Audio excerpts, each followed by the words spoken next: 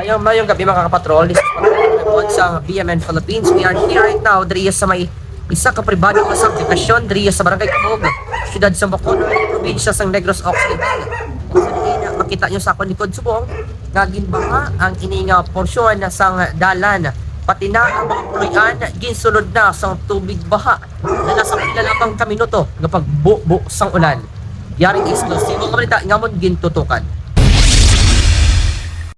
Ginbaha naman sa liwat ang isa ka bahin sang subdivision sa Barangay Cabog, siyudad sa Bacolod, sining gabi Hulyo 13, 2026, bangod sang padayon nga mabaskog nga pag-ulan.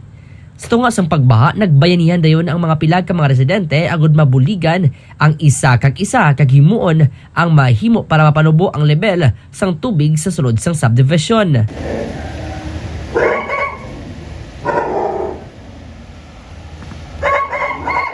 Samtang sa siyudad sang Bago, nag-awas ang tubig sa Binubuan Bridge kag ang temporaryo nga taytay ang ginpatindog para sa paglabay sang mga salakyan kag pumuluyo ginguba man sang tubig baha.